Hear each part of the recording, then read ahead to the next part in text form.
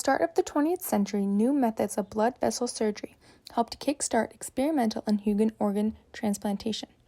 Organ transplantation or organ transplant is a surgical replacement of a malfunctioning organ by another human organ. In 1978, the first successful immunosuppressive cyclosporine was presented into the medical field and allowed for long-term success of organ transplants. For patients who receive kidney, liver, or heart transplants, cyclosporine's purpose was to prevent the body's biological nature to reject the transplant.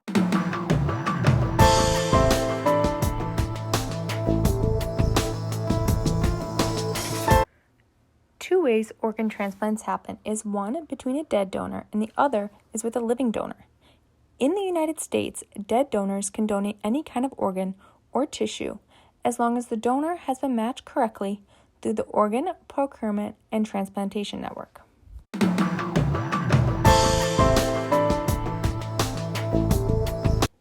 Living donors can donate one of their two kidneys, lobes of their liver, a lung, a part of the pancreas, or part of the intestines. According to the Health, Resource, and Service Administration, the matching process takes into consideration blood type, body size, patient's medical condition, the location of where the donor's hospital is, and where the recipient is, along with the recipient's current availability. Organ transplantation can become a very debated topic because many myths have been told about it.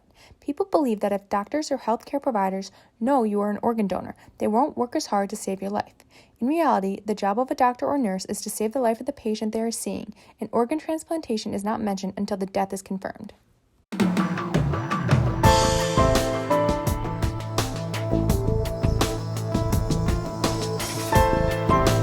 Different places require different rules. Some countries have opt-in solutions, where informed consent by the late person before death is required. For example, in the United States, it says on a driver's license or government-issued ID card whether that person is a donor or not. In other places, opt-out solutions are set on the premise that everyone donates their organs, but some who rebel against that idea have that request made before they pass away. This debate of whether the opt-in or opt-out solution brings forth the idea of people's perspective of their own life and how they want their body to be treated once they have died. 3 ways transplants are led are by autografts, allografts, and xenografts. Autografts come from the recipient themselves, for example, skin or bone transplantation. Allografts are done between the same species donors, but not genetically identical. And xenograft is the transplant of an organ or tissue from one recipient to a recipient of a different species. From dead donors, any kind of organ or tissue can be transplanted. Therefore, allogenic transplantations are the most common.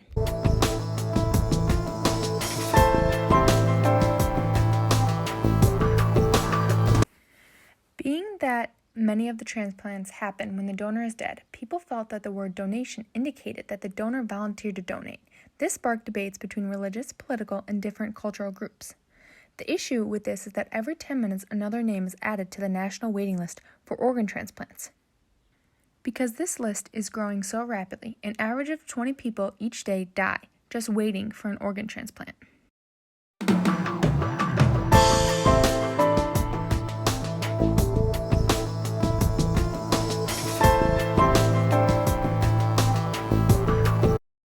Ethical issues behind organ transplants began popping up when the public did not like the idea of living humans getting parts of dead humans or animals.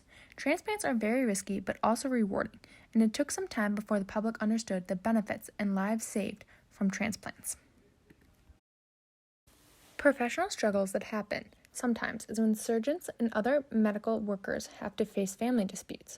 Some donors who were willing to donate but medically unsuitable, while others who were suitable but wouldn't donate, create tension and cause more problems than wanted.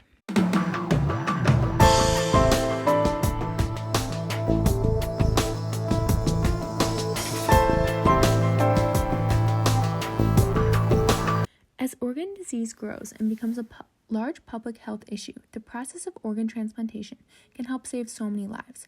As of now, the number of people dying of organ disease is the same number of patients on the transplant waiting list. The American Transplant Foundation says that 26 million Americans have kidney disease, and most of them don't even know it. Each year, more than 120,000 people die from liver or kidney disease, which is more than breast cancer.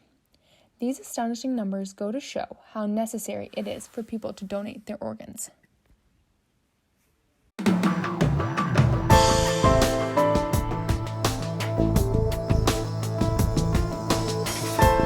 I think if people looked at the sheer number of sick people waiting to be saved, the skeptics inside them would change. Some ways to help without having to donate is just to be informed. Research organ transplants and donation foundations around your area. Donate money if you can. Inform others on ways organ transplants save lives. And if you really want to see the impact transplants have, watch videos of recipients finding out they are getting a transplant. If that isn't enough to change your mind, I don't know what is.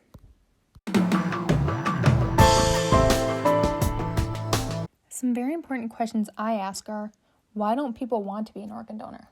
How can we change people's minds while also saving lives? To conclude, organ transplantation has come a long way in the medical field. Now more than ever, as the number of waiting recipients grow, becoming a donor is so important. I hope to have changed some opinions of such an important bioethical issue.